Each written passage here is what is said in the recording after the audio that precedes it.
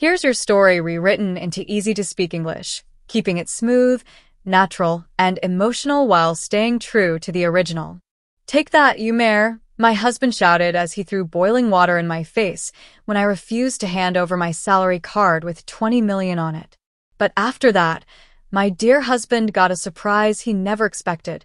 Before I begin, please like this video and subscribe to the channel. Thank you, and enjoy the story. Larisa sat at the edge of an old wooden pier, her legs dangling over the water. The lake gently touched the beams, reflecting the sunset sky, where clouds glowed bright red. In her hands, she held a worn notebook she had found that morning while cleaning an old drawer. She was 42, but right now she felt like a girl again, the same girl who once dreamed of traveling the world, performing on big stages, and living free. The notebook was filled with her handwriting, plans, half-written poems, lists of wishes. As she flipped through the pages, her chest tightened. So many of those dreams had stayed only as ink on paper. Her eyes fell on the phone lying next to her. A message from her husband Sergey had arrived an hour ago. "Where are you? Dinner is getting cold." She hadn't answered. She didn't want to. In the past months, their conversations had shrunk to chores and small talk. Every time, Larisa felt like she was talking to a neighbor, not the man she had lived with for almost 15 years. She stood up, brushed the dust off her light pants, and walked to the car. The drive from the lake to the city took half an hour. She turned on the radio to drown out her thoughts. An old song about love and separation came through the speakers. She smiled sadly. So cliché, yet so true. By the time she reached the city, the streetlights were on. The roads she knew by heart, down to every crack in the pavement, suddenly felt unfamiliar. She parked near a small cafe on the corner, a place she often visited in her youth. Back then, she worked at the local newspaper, writing little articles about city life. In the evenings, she would sit here with her colleagues, arguing about books and dreaming about the future. The cafe looked almost the same. Wooden tables, checkered tablecloths, the smell of fresh coffee. She ordered mint tea and opened the notebook. On one page, she read, "Move to St. Petersburg, rent an apartment near the canals, write a novel." Larisa laughed out loud. St. Petersburg? A novel? That sounded like the dream of an 18-year-old girl, not the woman who tomorrow had to sign another contract for her construction company project. The waitress, a young girl with bright leaf-shaped earrings, placed the tea on the table and noticed the notebook. "Wow, is that your diary? Cool that you write by hand. Hardly anyone does that anymore." Larisa blushed but nodded. "Just old notes. I found them by accident." The girl smiled. "Maybe it's a sign? My grandmother always says that old writings are the voice of the past. They remind you of who you really are." The words hit Larisa deep, like a stone dropped into still water. She finished her tea, left a generous tip, and stepped outside. The evening was warm, yet she felt a shiver. At home, Sergey was waiting, his questions, his silence at dinner, his habit of deciding what was important and what wasn't. Larisa sat in her car. Instead of turning toward home, she drove in the opposite direction, toward the old park where she used to walk with her friend Natasha. The park greeted her with quiet. Tall trees, lit by scattered lamps, cast long shadows. She remembered how she and Natasha, back when they were students, sat on a bench by the pond, sharing their dreams. Natasha wanted to open her own studio and design clothes. Larisa wanted to be a writer. Natasha had achieved her dream. She now owned a boutique in the city center. Larisa, on the other hand, had become a successful manager in construction. But somewhere along the way, she had lost the fire that once burned inside her. She pulled out her phone and dialed Natasha. "Lar, where are you?" "It's almost midnight." Natasha's voice was warm and lively as always. "In the park, by our pond. Remember how we used to dream here?" Natasha laughed. "Of course. Come over. I just put the kettle on. Tell me what's got you so nostalgic." When Larisa entered Natasha's small apartment, it smelled of fabric and lavender. Her friend, wearing a bright dress with a floral pattern, busied herself cutting cheese and arranging cookies on a plate. "Well, come on, spill it." You wouldn't call me at 10 p.m. for nothing. Larisa sighed, staring into her cup. I found my old notebook. It's full of my dreams and plans, and I realized none of them came true. And Sergey, he doesn't even know I once wanted to write. To him, I'm just the one who earns money and cooks dinner. Natasha frowned. Lar, are you serious? You were always so full of life. Remember how in college you told your stories? Everyone was glued to your words. And now what? You just live by his rules. Larisa shrugged. Not exactly by his rules, but it just sort of turned out that way. He decides where we go on vacation, what we buy, even how I spend my own salary. And I just nod along. Natasha shook her head. That's not you. You've always been a fighter. Maybe it's time to change something? Larisa came home after midnight. Sergey was asleep, sprawled on the couch, the TV mumbling softly in the background. She looked at his face, the one that once felt so familiar, but now seemed like a stranger's. She went to the bedroom, took out the notebook, and on a fresh page wrote, "Get myself back." It wasn't a promise, it was a challenge. She didn't know where to begin, but she felt that this evening, her talk with Natasha, even the smell of mint tea at the cafe, was pushing her forward. That night, for the first time in a long while, she didn't dream about endless reports and deadlines. Instead, she dreamed of St. Petersburg, the city she had never visited but had longed for since her youth. The morning started with the usual sound of the alarm clock, but Larisa didn't rush to get up. She lay in bed, staring at the cracks in the ceiling of the apartment she shared with Sergey, thinking about last night.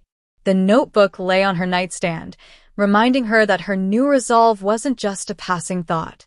She finally got up, slipped into a gray sweater and sand-colored pants, tied her hair into a loose bun, and went to the kitchen.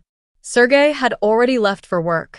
His shoes weren't in the hallway, and on the table sat his empty coffee cup, stained brown at the rim. Larisa turned on the kettle and opened the window, letting the cool morning air inside. The city was waking up. Somewhere a dog barked, a car passed by, and upstairs the neighbor slammed his door, as usual. She picked up her phone and scrolled through the calendar. Today was an important day. At the office, they were waiting to sign a big contract with a new client, a company building a housing complex on the edge of the city. Larisa had been working on that project for months, and her presentation would decide whether the deal was sealed. But her thoughts kept drifting back to Natasha's words. You've always been a fighter. They stuck in her mind like a thorn.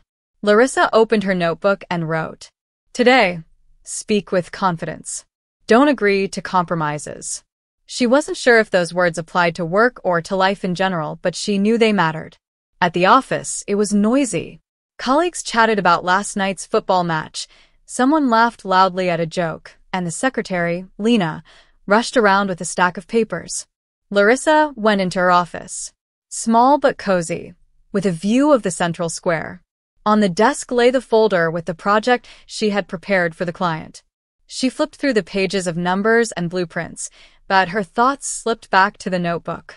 Why did I stop writing? She wondered. In her youth, she had written short stories her teachers praised. One even got published in a local magazine. But then life happened. College, work, marriage. Sergey.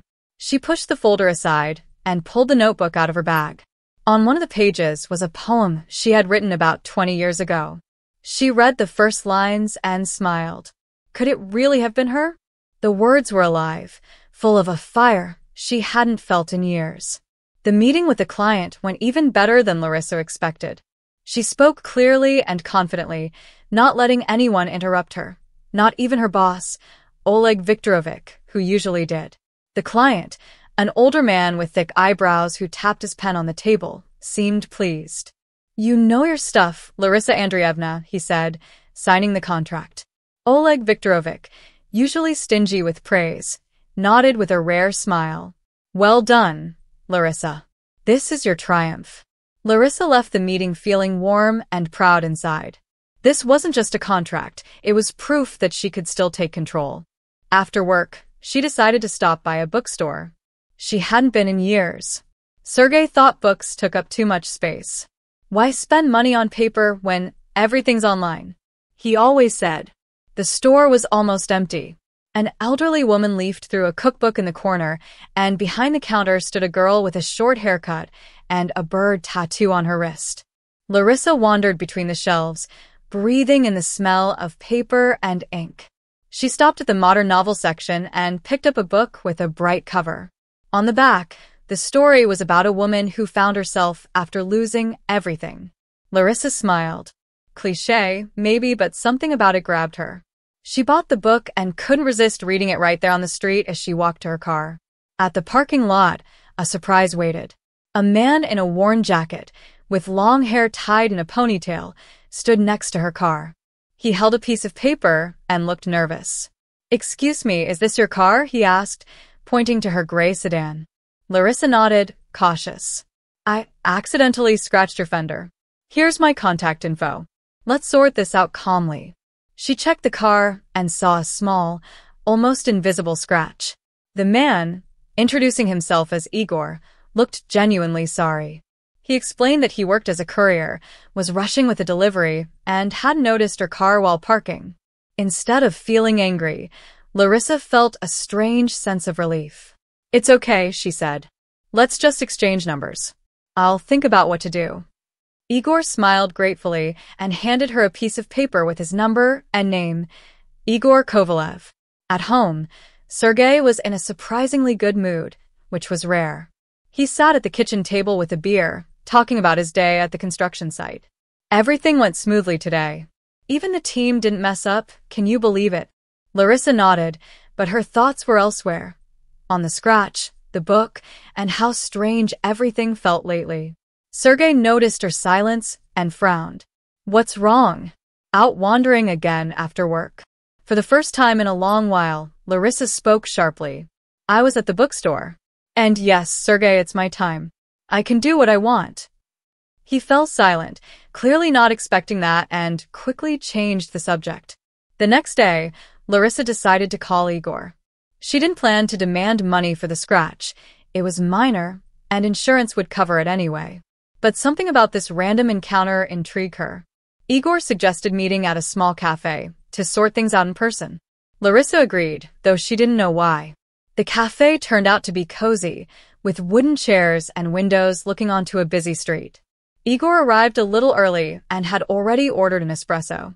He was older than she expected, around 45, with smile lines near his eyes and a touch of gray in his hair. The conversation started with a car scratch, but quickly moved to other topics.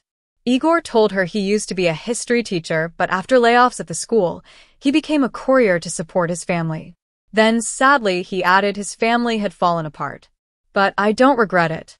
Sometimes life falls apart, so you can start again." Larisa listened, feeling as if she were looking into a mirror. His words about starting over echoed in her mind. She told him about her work, her notebook, and the dream of writing she had buried years ago. Igor listened carefully without interrupting, then said, "You know, Larisa, I once found my old notebook where I wrote ideas for history lessons, and I realized half of them weren't really about history. They were about who I wanted to be.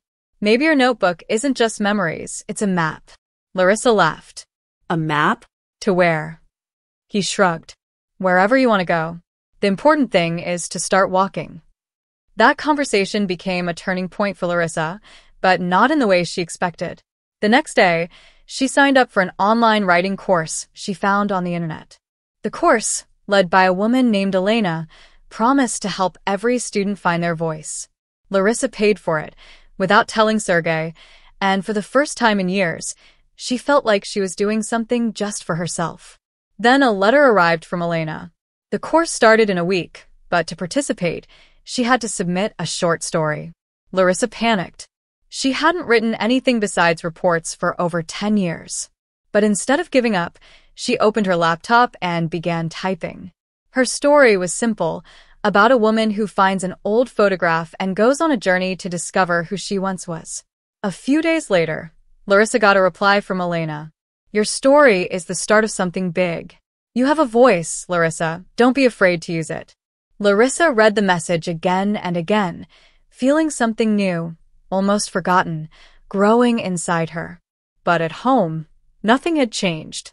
Sergey noticed her spending evenings at the laptop and grumbled, "What are you writing now?" "More nonsense." Larisa didn't answer, but each comment chipped away at the wall between them. She began noticing how he controlled her time, her money, even her mood. When she suggested a weekend trip to a nearby town, he waved it off. Why bother? There's nothing there. Better to stay home. Then Friday brought an unexpected turn. Larisa received an email from the organizers of a local writing contest. She didn't even remember submitting her story, but Elena had sent it for her, thinking it was good enough. The email said Larisa made the shortlist and was invited to the awards ceremony at the regional library. She sat at her desk, rereading the message in disbelief. This wasn't just a contest. It was proof that her words, her thoughts, mattered. But the joy was quickly replaced by worry. How would she tell Sergey? He had never supported her writing, and now she had to go to another city. Larisa decided not to say anything and just go. She booked a train ticket and wrote to Natasha, "Wish me luck for the literary evening." That evening, Sergey came home in a bad mood. "There you go again on your laptop," he muttered, tossing his jacket onto a chair. For the first time in a long while, Larisa didn't feel fear or the need to please him. She felt irritation. "I'm working on myself, Sergey." "You don't need to understand that," she said firmly. He froze, clearly not expecting that tone. "What did you say?" he asked, stepping closer. Larisa stood her ground, looking him in the eye. "I said I'm doing what matters to me, and I don't need your permission." Sergey opened his mouth to reply, but at that moment, her phone rang. It was Natasha calling, and without thinking, Larisa went into another room, leaving her husband alone. The train sped through the morning haze. Larisa watched the fields, small forests, and scattered villages passing by. The ticket for the literary evening sat in her bag, neatly folded in an envelope like a little charm. She chose a window seat so no one would disturb her and opened the book she had bought at the bookstore. The story about a woman who lost everything but found herself drew her in, even though she chuckled at some of the dramatic parts. The train rocked gently, and her mind wandered to what awaited her in the regional city. She had never been to events like this before. Literary evenings seemed like another world, where people spoke wise words and sipped coffee from tiny cups. But now, instead of being scared, she felt excited. Larisa took out her notebook and wrote, "Don't be afraid to say what I think." She didn't know if she would have to speak, but she wanted to be ready. The regional library was crowded. The room, decorated with bookshelves and posters, buzzed with voices. Larisa made her way to her seat, feeling a little out of place among the colorful crowd. There were young women with bright scarves, men in neat jackets, and older women animatedly discussing someone's novel. She spotted Elena, her course instructor, a tall woman with short brown hair and a kind smile. "Larisa, I'm so glad you came. Your story really impressed the judges." "Congratulations." Larisa blushed but felt a warm glow inside. "I didn't even know you had submitted it," she admitted. Elena laughed. "Sometimes you just need a little push. You're talented, but it seems you don't realize it yourself." The ceremony began with local poets reading their work. A thin man with long fingers nervously fiddled with the edge of his jacket as he recited. Larisa listened, but her mind kept drifting to her own story. What's so special about it? She wondered. It was a simple tale, written almost automatically in one night. When they announced the shortlist, her name came up third. The hall erupted in applause, and Larisa felt her cheeks burn. Elena whispered, "Go, say a few words." Larisa got up, unsure how she ended up at the microphone. "Thank you," she began, her voice slightly shaking. "I wrote this story because I wanted to remember who I used to be, and I think I'm starting to do that." The audience applauded again. She returned to her seat, heart pounding. This wasn't just an evening. It was the first time in a long time she felt truly significant. After the ceremony, a man in his 50s with a neat beard and a cozy sweater approached her. He introduced himself as Pavel, an editor at a small publishing house. "Your story, Larisa, is something special. It has a soul. Have you ever thought about turning it into a book?" Larisa was stunned. "A book? I never even dreamed of that." I just started writing again, she said. Pavel smiled. And it shows. But you have potential. Here's my card. Think about it. Larisa took the card, feeling the world around her expand. She stayed for the reception, chatting with other participants, and for the first time in years, she didn't think about what Sergey would say when she got home. The train back was almost empty. Larisa sat alone, watching the darkening fields. Pavel's card was in her pocket, and ideas for new stories raced through her mind. She opened her notebook and began writing, a woman traveling to an unfamiliar city to find a lost friend, or a man discovering an old letter that changes his life. Ideas poured out, unstoppable. When the train stopped at her station, she felt different, like a part of her that had been asleep for years was finally waking up. At home, Sergey met her with cold silence. Sergey was sitting in the living room, scrolling through his phone. "Where have you been?" he asked without looking up. Larisa set her bag on the floor and replied calmly, "At the literary evening. My story made the shortlist." Sergey snorted. "Your story? Really? So now you're a writer?" His voice was full of mockery, but Larisa didn't react. "Maybe I am a writer.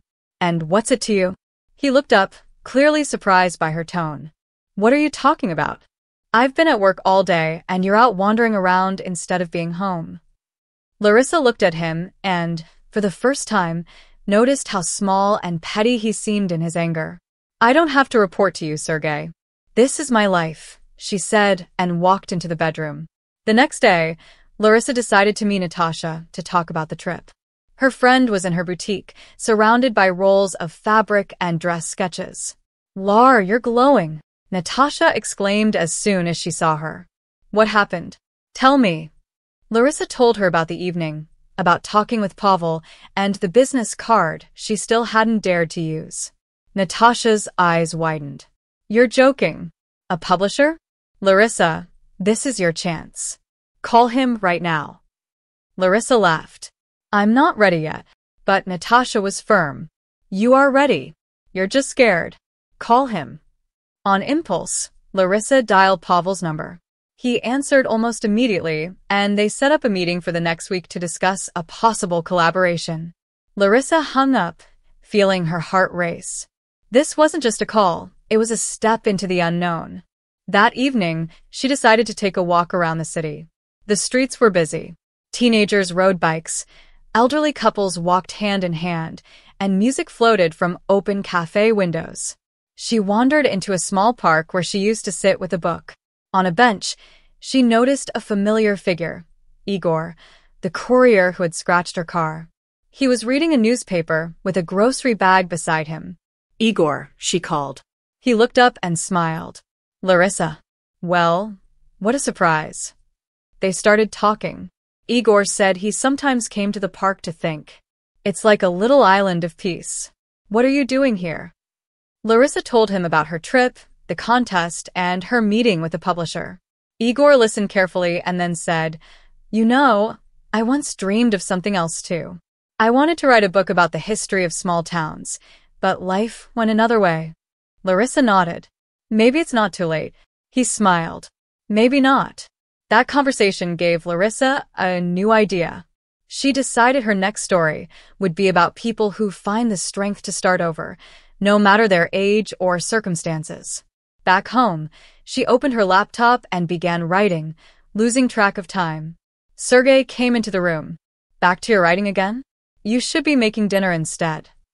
Larisa didn't even look up. "The food's in the fridge. Heat it if you want." He grumbled something and left, while she continued writing, feeling the words flow freely, as if they had been waiting for this moment. A few days later, Larisa got an email from Pavel. He wanted to meet not just to talk, but to discuss a contract for a short story collection. Larisa read the email 3 times, unable to believe her eyes. A collection she, who had only recently started writing again, could already become a published author. She called Natasha immediately. "Lar, this is incredible. You're a star." Larisa laughed, but inside, she felt nervous. What if she couldn't do it? What if it was a mistake? But there was no turning back now. Larisa arranged a meeting with Pavel at his office in the next city. She started preparing, rereading her old drafts and adding new ones. Work carried on as usual, but Larisa noticed her colleagues started treating her differently. Oleg Viktorovich asked for her opinion more often. One of the secretaries whispered to me, Larisa thought, "You seem different, more confident." Larisa smiled. Maybe she had just remembered who she really was. She began speaking up more in meetings, sharing ideas she used to keep to herself. Even clients noticed the change. One contractor, Victor, said, "Working with you now is a real pleasure. Before, it felt like you were hiding." Larisa didn't know how to respond, but the words stayed with her. Meanwhile, at home, tension with Sergey was growing. He criticized her more, calling her writing a silly hobby and trips to other cities a waste of time. Larisa tried not to react, but every comment felt like a jab. She started noticing him checking her phone when he thought she wasn't looking, counting her money without her knowing. One day, coming home from work, she found him at her laptop, scrolling through her messages with Elena. "What is this nonsense?" he snapped, pointing at the screen. Larisa felt anger rising inside. "It's my work, Sergey." "Mine. And don't touch my things." He waved it off. "Work? That's just a hobby for old women with too much time." Larisa clenched her fists, but stayed silent. She knew arguing was pointless. He wouldn't listen. Then, an unexpected turn happened on Wednesday. Larisa got a call from an unknown number. A woman's voice spoke nervously. "Larisa Andreevna? This is Svetlana from the city archives. You recently requested documents about an old building on Lesnaya Street." "Yes." Larisa was surprised. She hadn't requested anything. "Sorry, maybe it's a mistake," she said. But Svetlana insisted. "No. The request came from your email.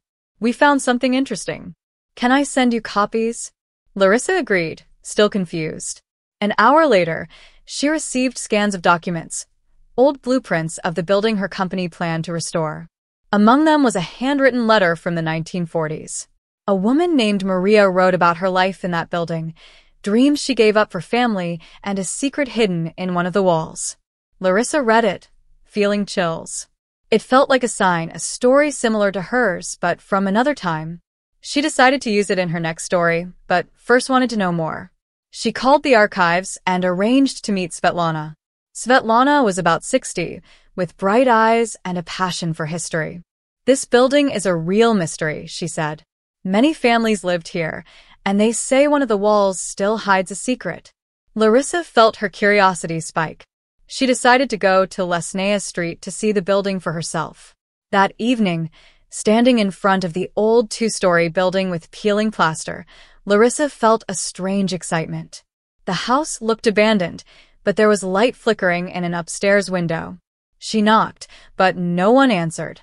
Then she walked around and noticed a slightly open window on the first floor. Without thinking, Larisa climbed inside, a bold step she would never have dared before. Inside, it smelled of dampness and old wood. She turned on her phone flashlight and examined the walls. In one room, behind an old wardrobe, she found a crack with the corner of a metal box sticking out. Her heart raced. Larisa carefully pulled it out. Inside were old photographs, letters, and a small locket engraved with the letter M. This moment changed everything. Larisa realized she hadn't just found a hidden box. She had discovered a story that could become the foundation of her book. But she also knew she couldn't tell Sergey. He would either make fun of it or, worse, take it for himself. She hid the box in her bag and went home, feeling like the heroine of an adventure story. But at home, another surprise awaited her. Sergey was sitting at the table with her bank card in his hand. "What are these charges?" he asked, pointing at the printout. "Spending money on your silly hobbies again?"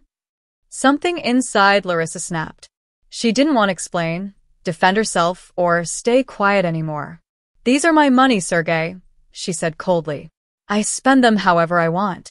He stood up and stepped toward her, a flash of anger in his eyes she hadn't seen before.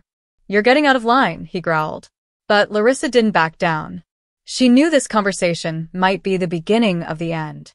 Later, Larisa sat at a small table in her room, the one she now called her office, though it was just a converted storage room. On the table was the metal box she had found on Lesnaya Street. She hadn't opened it since that night, but just looking at it sparked a tiny flame of curiosity inside her. The photographs, letters, and locket inside were like a portal to another life. Larisa couldn't shake the feeling that this discovery wasn't an accident. She picked up the locket, turning it in her hands, looking at the engraved letter, M. Who was Maria? Why did she hide these things? And how was the archive request connected to her email? The questions buzzed in her mind, but Larisa decided not to dig deeper just yet. She had enough to do. Her meeting with Pavel, the publisher, was in 2 days, and her writing course required new texts. Her morning began in the usual rush. She put on a beige jacket and light jeans, tied her hair in a loose ponytail, and went to the office. Work at the construction company, which used to take all her time, now felt like background noise. She completed tasks automatically, checked estimates, coordinated schedules, and answered emails. But her mind was elsewhere, thinking about Maria's story, her own book, and the changes in her relationship with Sergey. Since their last argument about her stupid spending, the apartment had been filled with a heavy silence. Sergey no longer mentioned money, but his disapproving looks spoke louder than words. Larisa tried to ignore him, but every evening, returning home, she felt like a stranger in her own apartment. During lunch, she decided to call Svetlana from the archive to clarify details about the mysterious request. Larisa Andreevna, Svetlana said excitedly, I'm so glad you're interested. This building on Lesnaya is full of stories.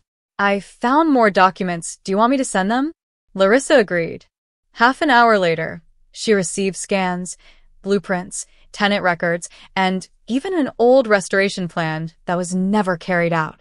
Among the papers was a mention of a woman named Maria Lebedeva, who had lived in the house in the 1940s. She had been a teacher, a widow, raising her son alone. Larisa felt her heart tighten. Maria's story seemed like a mirror of her own, just in a different time. She immediately wrote a note in her notebook. Maria Lebedeva, the base for a story. A woman who hid her life to protect it. That evening, Larisa worked on a new text for her course. She opened her laptop and began writing about a woman who leaves a hidden box for the future, hoping someone will find it and understand her choices. Words flowed easily, and she didn't notice when midnight came. She leaned back in her chair, feeling a satisfaction she hadn't felt in years. Then Sergey entered the room. He looked tired, but his eyes held the usual mix of irritation and fatigue. Back on your laptop again? He snapped, setting his cup on the table. Maybe stop wasting time on nonsense. I have to be at the site at 7 a.m., and you haven't even made dinner. Larisa looked at him, holding back the urge to answer sharply. I ordered food. It's on the kitchen table, she said calmly, and returned to her writing. Sergey stood for a moment, muttered something under his breath, and left. The next day, Larisa decided to visit the house on Lesnaya Street again. She wanted to see it in daylight and check what else she could find. The building looked even more run down than before. The windows were boarded up, but the back door was slightly open. Larisa went inside, feeling a bit braver than the first time. She walked through the rooms, carefully inspecting walls, floors, and ceilings. In the room where she had found the hidden box, she noticed fresh plaster marks. Someone had clearly tried to cover something up. She took out her phone and took a few pictures, planning to show them to Svetlana. But when she stepped outside, she noticed a car parked nearby. It was an old pickup truck she hadn't seen before. A man in dark clothes got out and headed toward the house. Larisa hid behind a corner and watched. The man went inside, and after a minute, she heard the sound of breaking boards. Someone was clearly searching the house. Larisa went home, full of questions. She decided not to tell anyone about her find, not even Natasha. Instead, she called Igor, the courier she had met by chance. For some reason, she felt he might know more than he let on. Igor agreed to meet at the same cafe as last time. He came with a small bag, explaining it was full of books he was delivering. You found something? He asked, noticing her excited look. Larisa told him about the house, the box, and the letters, but didn't mention the locket. Igor listened carefully, then said, "I know that house. My grandmother lived nearby. She said that in the 1940s it was like a hideout. People stored things there, documents, even valuables." Larisa felt a thrill run through her. A hideout? From whom? From the war, authorities, neighbors. Igor shrugged. It was a dangerous time. This conversation gave Larisa a new idea. Her book wouldn't just be a collection of stories. It would be about people who hide pieces of themselves to protect them for the future. She went home and began writing, losing track of time. When Sergey came home, he found her on her laptop and started complaining again. "Are you ever home? Or just writing your fairy tales?" Larisa didn't answer, but irritation grew inside her. She was tired of his attempts to control every move she made. She closed her laptop and said, "Sergey, I'm doing what matters to me. I don't need your approval." He looked at her like she was a stranger, then went to another room. The next day, Larisa went to meet Pavel. The publishing office was in an old building with high ceilings and the smell of fresh ink. Pavel greeted her with a smile and got straight to the point. "Larisa, I read your story again. I'm sure you can write something bigger. Let's talk about a collection. Do you have ideas?" Larisa shared her idea about people who hide their dreams like treasures. Pavel listened, nodding, then suggested, "What if we make it a story across generations? Connect your discovery in the house with a modern heroine." Larisa felt the idea come alive. She told him about Maria's letters, the locket, and the house on Lesnaya Street. Pavel was thrilled. This is what grabs readers. Real history with a mystery. After the meeting, Larisa felt energized. She went to a nearby cafe to celebrate with a cup of tea. There, she ran into Svetlana, the archivist, sitting with her laptop and a stack of papers. "Larisa Andreevna," Svetlana exclaimed, "I was just about to write you. I found more about Maria Lebedeva. She wasn't just a teacher. In the 1940s, she helped people hiding from the authorities. Her son later became an architect and worked on projects in our city." Larisa listened, holding her breath. This was more than she expected. She asked Svetlana to send everything she could find and promised to keep her updated if she discovered more in the house. At home, Larisa decided to sort through the box. She carefully laid the photographs and letters on the table. One photo showed a woman and a boy, both in simple clothes, but smiling with hope. On the back, it read, "Maria and Petya. Summer, 1943. Larisa felt a lump in her throat. She imagined this woman, despite the war and hardships, finding the strength to keep going. She began reading the letters, and one was especially personal. Maria wrote to an unknown recipient, "I hid everything I had left in the wall. If you find it, know that I did not give up." Larisa put the letter aside, feeling tears welling up. This wasn't just a story. It was a life full of struggle and hope. In the evening, she decided to take a walk to clear her head. The city was cool and quiet, and she headed toward the river, a place she loved in her youth. By the river, she saw a familiar pickup truck, the same one from the house on Lesnaya Street. She stopped and watched as a man in dark clothes got out and walked toward the water, carrying something. On impulse, Larisa followed. The man stopped by the railing and threw a small bundle into the river. Larisa froze, unsure what to do. It was too strange to be a coincidence. She took out her phone and snapped a picture, hoping she could figure out later what was happening. The next day, Larisa went back to the Lesnaya house, this time with Natasha. Her friend was thrilled to join after hearing about the find and the mysterious man. "Lar, it's like a detective story. Let's go see." They arrived at the house at noon, armed with flashlights and gloves. Inside it was quiet, but there were clear signs someone had been there recently. Pieces of plaster on the floor and marks on one wall. Natasha, braver than Larisa, suggested they check the basement. Larisa hesitated but followed. In the basement, they found something unexpected, an old chest covered in dust. It was locked, but the lock looked weak. Without hesitation, Natasha used a screwdriver from the car to pry it open. Inside were old books, documents, and another locket, like the one in the box. This time, it had the letter P engraved on it. Larisa and Natasha exchanged a look. This was more than a find. It was a mystery that raised even more questions. They took the chest to Svetlana at the archive. When Svetlana saw it, she gasped, "This is incredible. These could be things from the Lebedev family. Maybe Pyotr, Maria's son, hid something too." Larisa felt her life weaving together with the story of this family. She decided her book would not just be about dreams, but about how people preserve themselves across generations, leaving traces for those who come after. But at home, a new challenge waited. Sergey came back from work furious. He found her notebook on the table and read her notes. "What is this nonsense?" he shouted, throwing the notebook on the floor. "Are you playing detective now? Or pretending to be a writer?" Larisa felt her anger rise. "This is my life, Sergey. My thoughts, my dreams. You don't get to decide what to do with them." He stepped toward her, fists clenched. "You're forgetting yourself, Larisa. I work hard, and you waste our money on your fantasies." She didn't back down. These are my money, Sergey. I spend them on what makes me happy."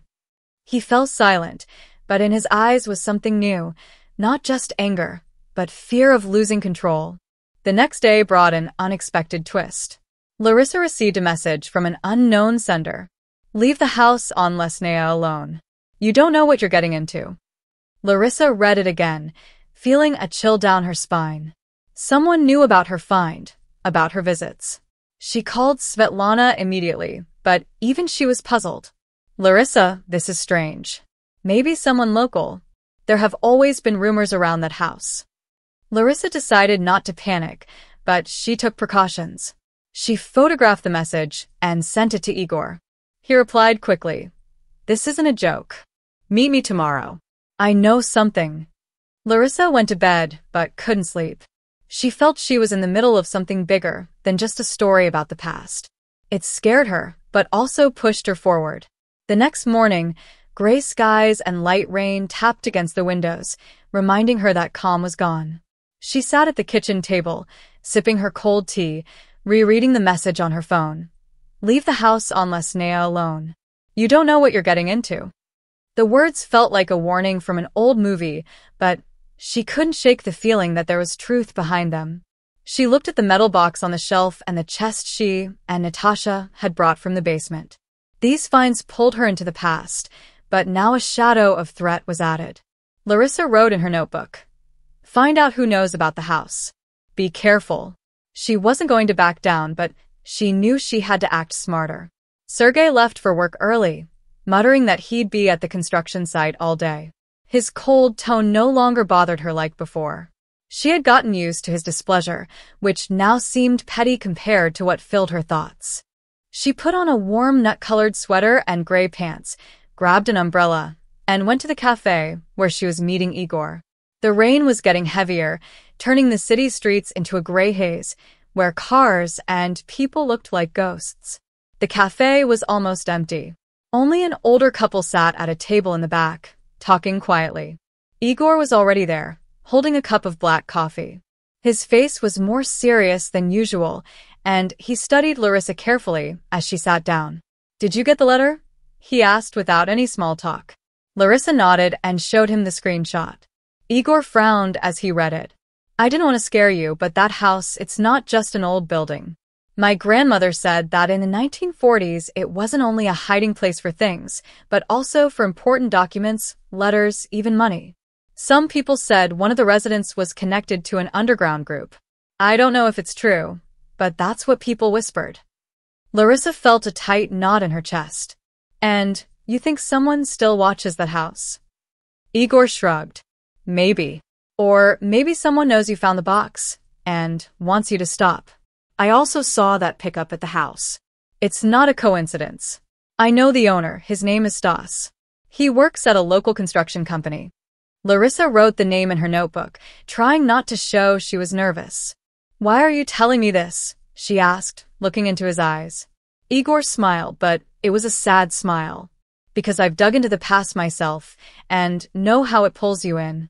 And I like you, Larisa. I don't want you getting into trouble. She felt her cheeks warm, but quickly composed herself. Thank you, Igor. I'll handle it.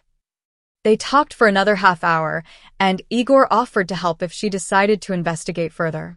Larisa thanked him, but knew deep down she wasn't ready to fully trust anyone yet. When she got home, she decided to examine the chest. Inside, there was more than she expected. Old diaries, yellowed newspapers, several letters tied with string, and a small key wrapped in a piece of cloth. Larisa held the key under the lamplight. It was old, with a worn handle, clearly meant to open something important. She opened one of the letters, written in the same hand as the letters in the box. Maria wrote, Pyotr, if you read this, know that I did everything to protect you. The key will reveal the truth, but be careful. Not everyone can be trusted. Larisa felt her heart beat faster. This was not just a story. It was a secret that had waited decades to be discovered. She called Svetlana to tell her about the find. The archivist was thrilled. Larisa, this is amazing. This key could be connected to something in the house, maybe a safe or a hidden compartment. I'll check the old blueprints. Maybe I'll find something. Larisa thanked her and decided she would return to the house on Lesnaya Street, but this time with more caution. She didn't tell Svetlana about the threatening letter. She didn't want to scare the older woman. Instead, she wrote to Natasha, asking her to come along. Natasha, as always, was excited. Lar, this is an adventure. I'm with you, just tell me when. At work, Larisa tried to focus, but thoughts of the house and the key wouldn't leave her mind. She noticed that Oleg Viktorovich, her boss, had been talking to her more about new projects. Larisa, you seem alive again, he said one day while signing a contract. Maybe it's time to think about a promotion? Larisa smiled, but in her head, she thought, do I even want that? She loved her job, but now that writing had become a part of her life, the office career seemed less important. She thanked Oleg Viktorovich and promised to think about it, but she knew her future was no longer tied only to the office. In the evening, Larisa decided to walk through the city to gather her thoughts. She passed an old cinema where she used to watch movies with friends and stopped at the poster. There was an announcement for a short film festival. On impulse, she bought a ticket. Inside the dark theater, she immersed herself in the stories on the screen. One of the films was about a woman who found an old box and went searching for its owner. Larisa smiled. Life seemed to be giving her little signs. After the movie, she stepped outside and noticed a familiar pickup truck parked across the street. The man in the dark coat, Stas, the same one Igor had mentioned, was standing nearby, talking on the phone. Larisa froze, watching him. He looked worried, constantly glancing around. She stepped back, hiding behind a corner, and caught part of his conversation. She's already there. We need to do something before it's too late. Her pulse raced as she walked home. She didn't tell Sergey about the letter, the pickup, or her plans. He was, as usual, sitting in the living room, staring at his phone, and didn't even ask where she had been. Larisa went to her office and closed the door. She opened her laptop and began writing a new story, inspired by her discoveries. It was about a woman who finds a key to the past and decides to uncover its secrets, no matter the danger. She wrote late into the night, each paragraph bringing her closer to herself. The next day, Larisa and Natasha went back to Lesnaya Street. They brought tools and flashlights, planning to check the basement more carefully. The house greeted them with silence, but Larisa couldn't shake the feeling that someone was watching. In the basement, they found an old metal door hidden behind a pile of junk. The key from the chest fit perfectly. Larisa turned it, and the door creaked open. Behind it was a small room, more like a storage closet. Boxes lay on the floor, and a map of the city from the 1940s hung on the wall. Larisa and Natasha started looking through the boxes, but suddenly they heard footsteps upstairs. Someone had entered the house. They froze, listening. The steps were heavy and slow. Larisa whispered to Natasha, "Hide." They crouched behind an old cabinet, holding their breath. A minute later, Stas came down the basement stairs. He held a flashlight and began searching the walls, shining the light around. Larisa felt Natasha squeeze her hand. Stas stopped at the map, muttered something, and started going through the boxes. Larisa realized he was looking for the same things they were. She turned on her phone to record, hoping to catch something. Stas swore under his breath when he didn't find anything and left. After waiting a few minutes, Larisa and Natasha emerged from the basement, taking the map and one of the boxes with them. Back home, Larisa examined the map. Red X marks were scattered across the city, one on Lesnaya Street, another by the river, where she had seen Stas throw something. She realized the map wasn't just a map, it was part of Maria's secret. She called Igor and told him about the find. He suggested they meet at the river to check the spot where Stas had thrown the bundle. Larisa agreed, though she felt uneasy. She knew she was getting involved in something bigger than just a story for her book. At the river, they found the place where Stas had stood that night. After a short search, Igor spotted something shiny in the grass. It was another key, like the one from the chest, but with a different engraving. An S. Larisa's heart raced. "This isn't the end, Igor. This is just the beginning," she said, holding the key tightly. They decided to go back to Svetlana to check if the archives mentioned other hiding places. Svetlana gasped when she saw the map. This is a plan of safe houses. In the 1940s, people used maps like this to hide valuables. Maybe Maria and her son were part of something bigger. Larisa got home late. Sergey was in the living room, his face darker than a storm cloud. "Where have you been?" he asked, standing. "I called you 3 times. Larisa looked at him, feeling fatigue shift into determination. "I was busy, Sergey. I have my own life." He stepped closer, anger in his voice. "Your own life? You live on my money in my house and have the nerve to say that." Larisa clenched her fists. "My money? I earn more than you, Sergey. And we rent this house with my savings." He fell silent, but his eyes burned with rage. Larisa knew this conversation was only the beginning of what was inevitable. The next day, Larisa got a new email from Pavel. He asked her to send a draft of the first story for the collection. Larisa sat at her laptop and started writing, weaving in Maria's story, the map and the keys. She felt like this wasn't just a story, it was her own fight for freedom.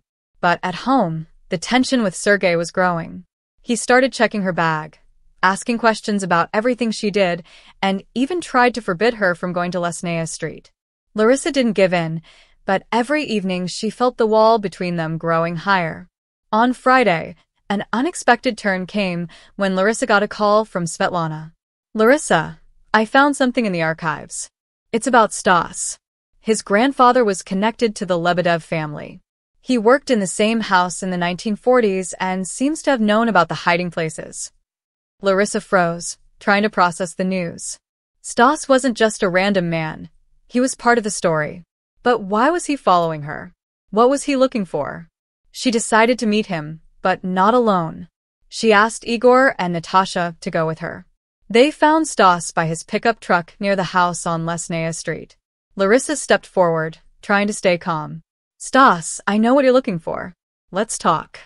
He looked at her, panic flashing in his eyes. "You don't understand, Larisa. This isn't just old papers. It could ruin lives." He got into his truck and drove away, leaving Larisa with even more questions.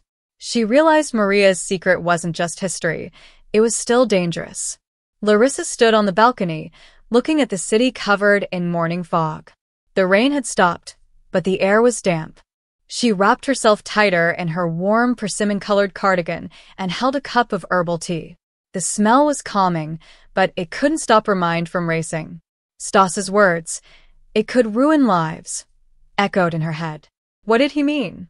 How could old letters and keys still be dangerous after so many years? She felt like she was in the center of a mystery that connected the past with secrets still alive today. Back in her room, she looked at the map, the medallions, and the stack of Maria's letters on the table. Today, she was meeting Svetlana in the archive to learn more about Stas's connection to the Lebedev family, but first, she wanted to organize her notes. Her notebook, which had become her companion, was already half full of ideas, sketches, and questions. She wrote down to find out what connected Stas to the house, and to check the other marks on the map. The morning passed at the office, where Larisa signed documents for a new project. Work, which used to take up all her time, now felt routine, something she wanted to escape from. Her colleagues noticed the change. Larisa Andreevna, Lena, the secretary, whispered one day, "You seem to be glowing. Are you planning something?" Larisa smiled but didn't explain. She didn't want to share her plans until she understood where they were leading. After lunch, she asked to leave early, saying she had personal matters, and went to the archive. Svetlana was waiting with a folder of papers and an excited look. "Larisa, I found something, but it's strange," she said, spreading the documents on the table. Among them was a list of residents of the house on Lesnaya Street in the 1940s. Stas's grandfather, Mikhail Kravtsov, was listed as the building's caretaker. He didn't just live there, Svetlana explained. He watched over the house when Maria Lebedeva hid her things. He probably knew about the hiding places. Larisa listened carefully, flipping through the papers.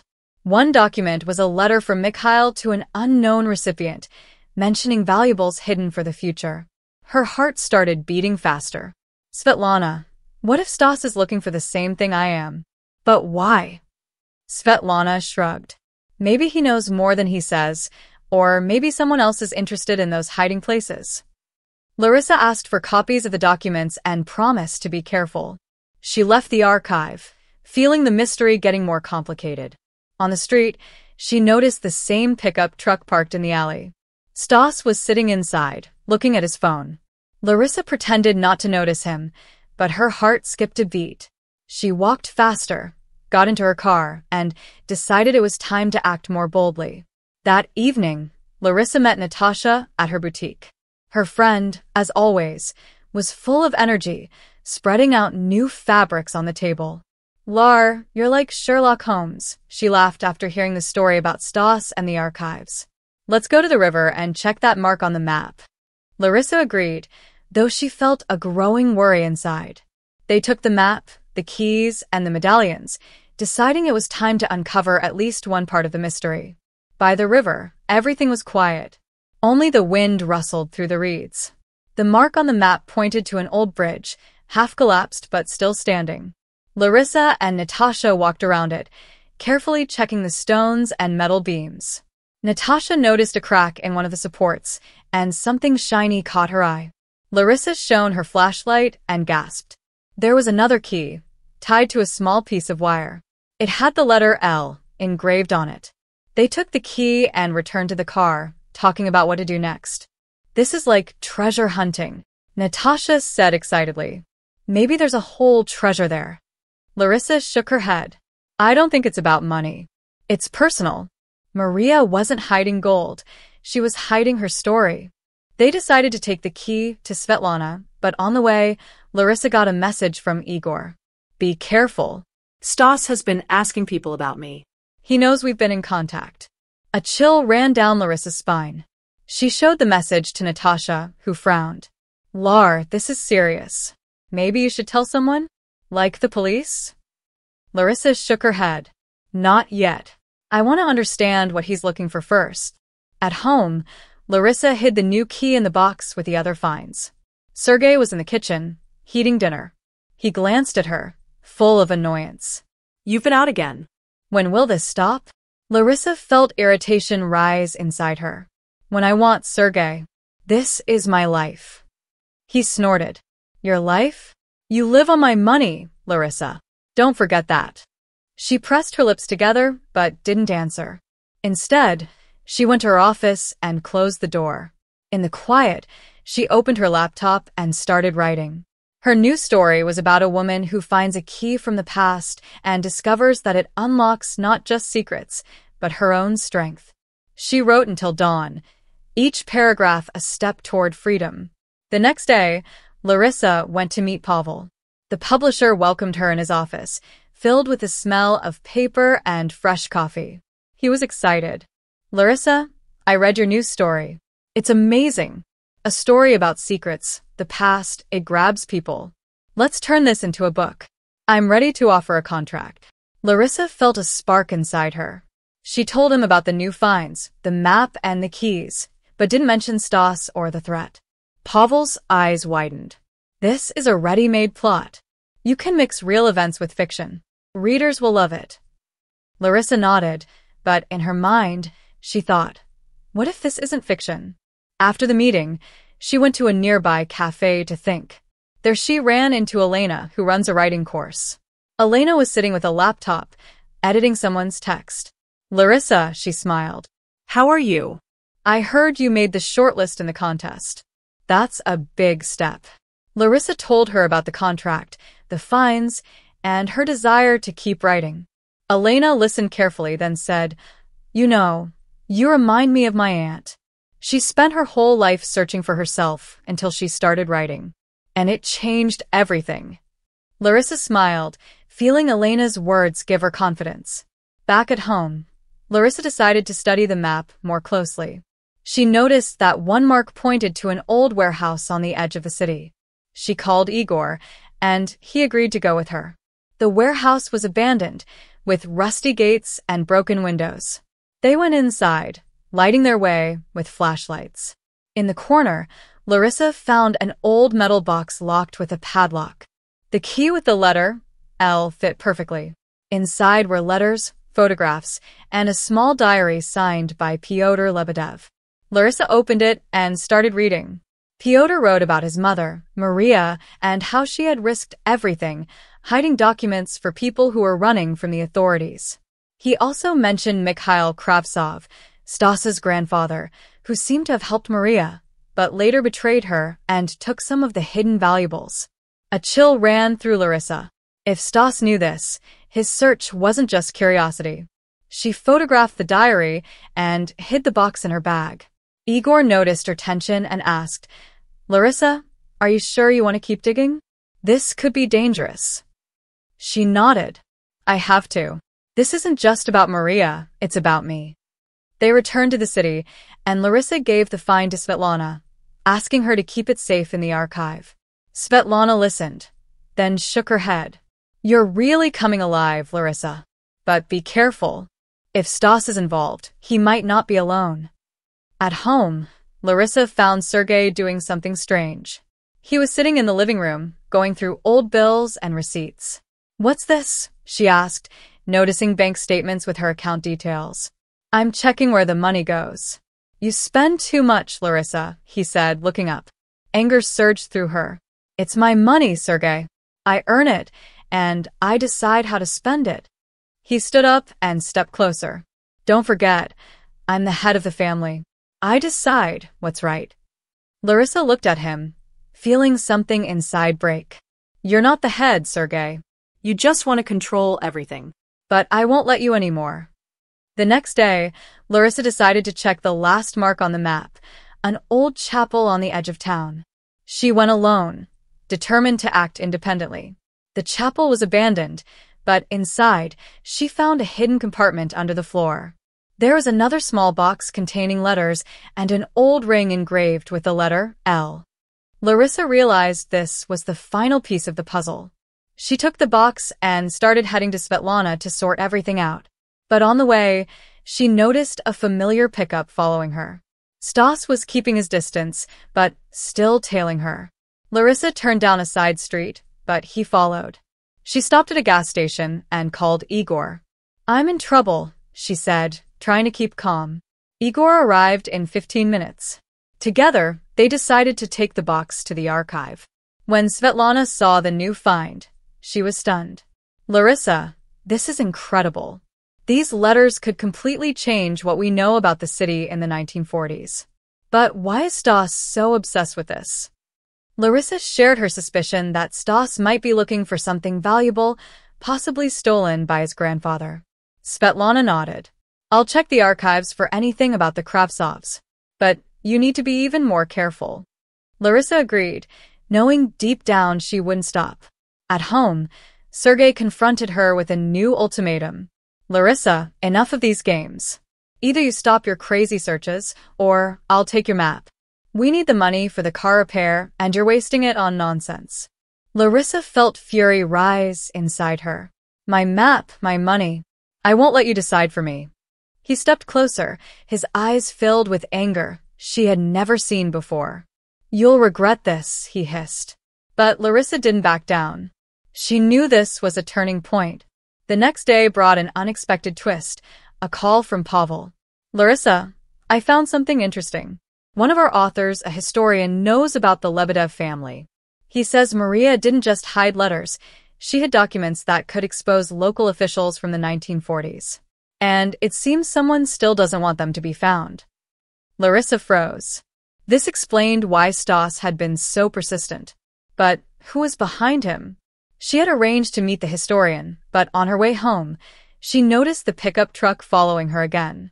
Larisa turned into an alley, but the pickup stopped, and out stepped not Stas, but a tall man in a long, strict-looking coat. He walked up to her car and tapped on the window. Larisa Andreevna, we need to talk. You found something you shouldn't have, he said, his voice cold as ice. Larisa realized that Maria's secret wasn't just a story, it was a web, and she was caught in it. She sat in the car, gripping the steering wheel so tightly her knuckles turned white. The man in the coat stood by the window. His face was calm, but his eyes showed tension. Rain started again, streaking down the glass and blurring his figure. I don't want any trouble, he said. Just give me what you found. Forget about the house on Lesnaya. His tone was even, but there was a hidden threat. Larisa took a deep breath, trying to stay calm. I don't know what you mean, she said, looking him straight in the eyes. The man gave a small smile, but it was cold. Don't play games. You found boxes, letters, keys. They're not yours. Hand them over, and we'll part peacefully. Her heart pounded, but she didn't back down. If you need to discuss something, come to a cafe in an hour, she said. I don't talk in alleys. She started the car and drove off without looking back. In the rearview mirror, she saw the man watching her, then pulling out his phone. She parked near a small square where there were people and called Igor.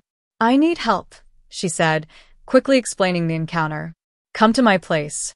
Bring everything you found, Igor said without hesitation. Larisa grabbed her bag with the boxes and keys, feeling adrenaline rush through her veins. She didn't know who she could trust, but Igor was the only one she felt safe with. His apartment was in an old building on the outskirts of town, with peeling paint and a creaky staircase. Igor met her at the door, his face serious. Tell me everything, he said, setting a kettle on the table. Larisa laid out the boxes, the map, the keys, and the letters, telling him about the man in the coat and his words. Igor listened carefully, and then said, This isn't just a hidden stash. If someone is still watching you, Maria's documents may be connected to something bigger, maybe corruption, maybe old debts. Larisa nodded, but inside, she felt that she had stepped into a story bigger than she could handle. Igor suggested taking the finds to Svetlana at the archive for safety, but Larisa shook her head. I want to understand them first. If I give everything away, we might lose the trail. She opened Pyotr Lebedev's diary and began reading aloud. It described how Maria helped people hiding from the authorities and how Mikhail Kravtsov, Stas's grandfather, had promised to protect their secrets, but then took some of the valuables for himself. One of the letters mentioned a fund Maria had created to help families affected by the war. Larisa froze. A fund, that could be what they're looking for. Money hidden somewhere in the city. Igor nodded. Or documents showing where it is. If it's still valuable, someone wants it. Larisa decided to check the last mark on the map, an abandoned warehouse by the old train station. She asked Igor and Natasha to come with her. Natasha, excited by the new twist, said, Lar, this is like a movie. Just don't forget, we're not superheroes. They arrived at the warehouse at twilight, when the sky was a deep red. The building was huge, with rusty gates and broken windows. Inside, it smelled damp and metallic. Larisa, Igor, and Natasha explored the warehouse, lighting the way with flashlights. In a far corner, they found an old safe door built into the wall. The key with the letter C fit perfectly.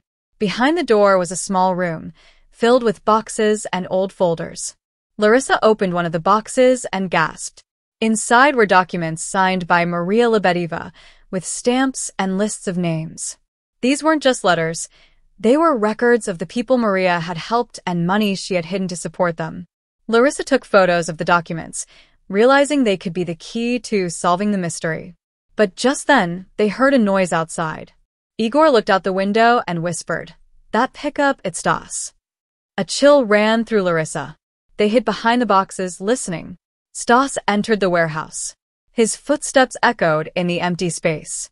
He clearly was searching for something, shining his flashlight along the walls. Larisa held Natasha's hand tightly, praying they wouldn't be seen. Stas stopped at the safe door, muttered something, and then left. Larisa exhaled, relieved. But the relief didn't last long.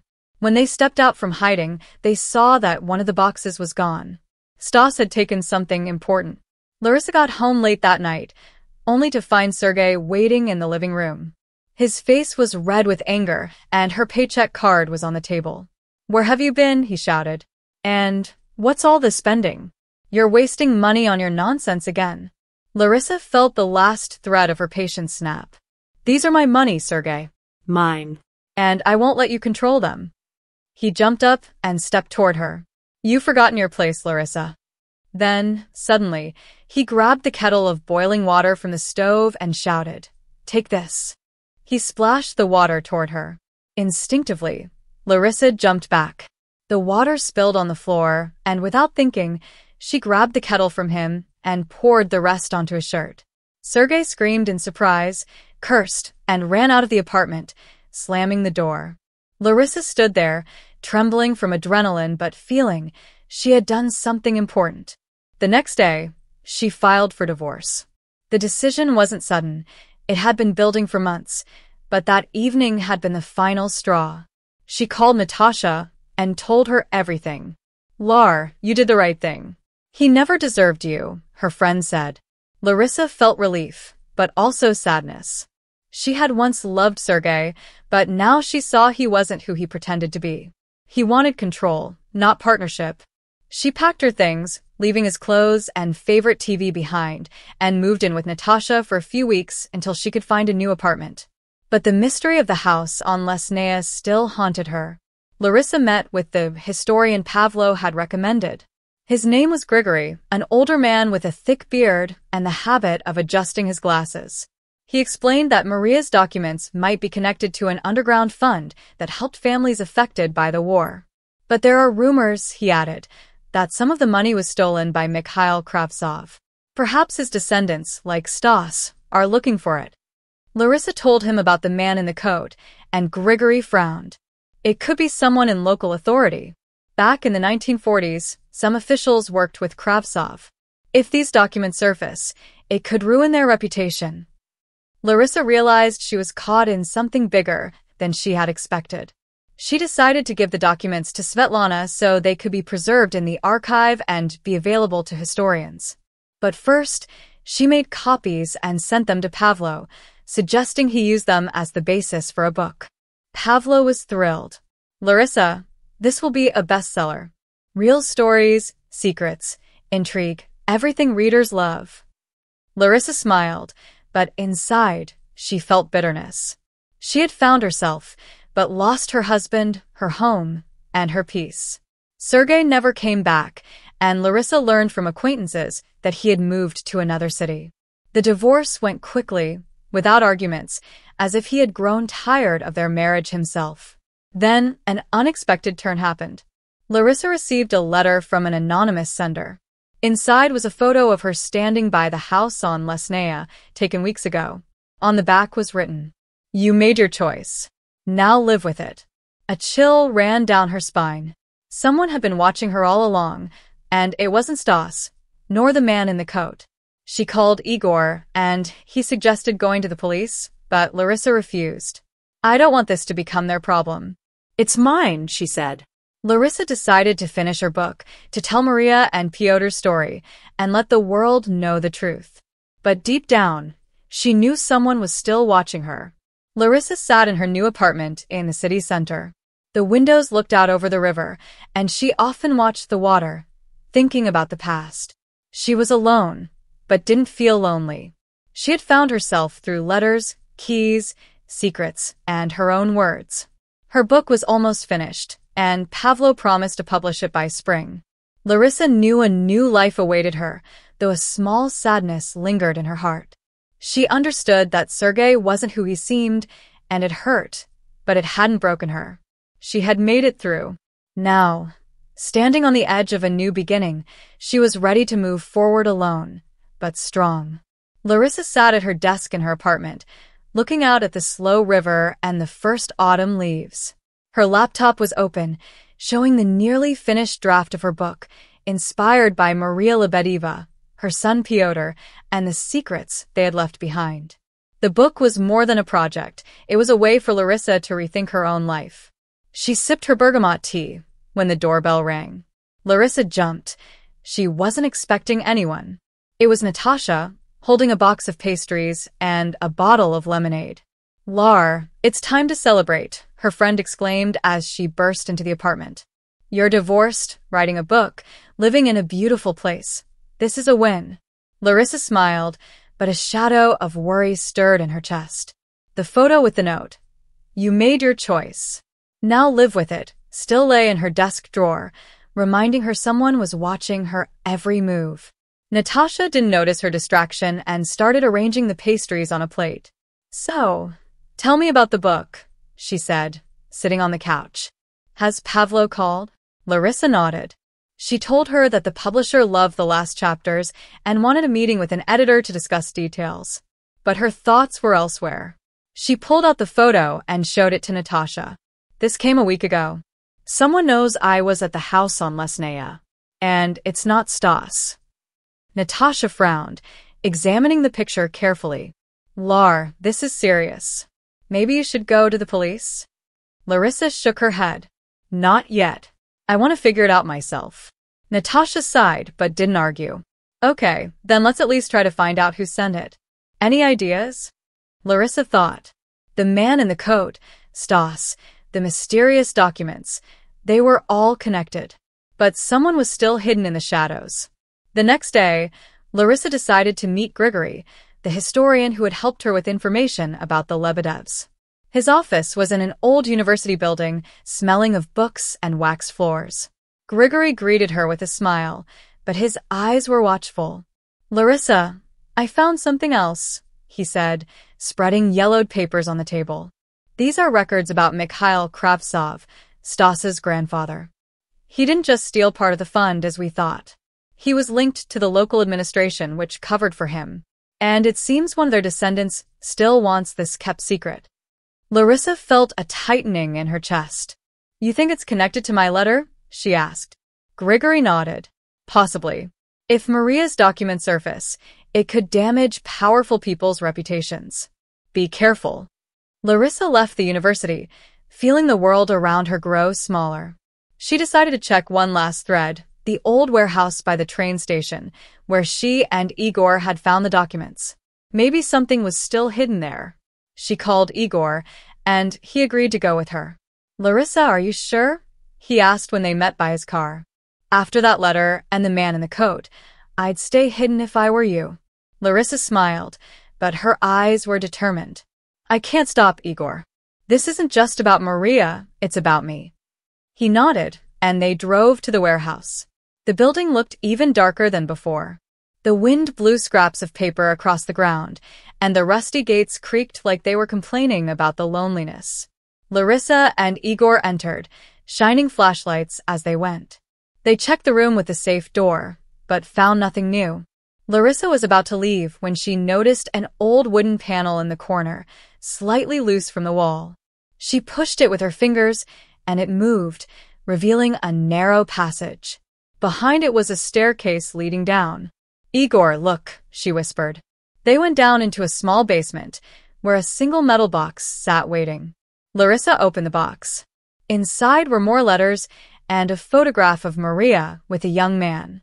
On the back it said, "Maria and Victor, 1942. Her heart started racing. "Victor, who is he?" she whispered. She began reading the letters, and one of them held the key to a new mystery. Maria had written, "Victor, if you find this, know that I did everything to protect the fund.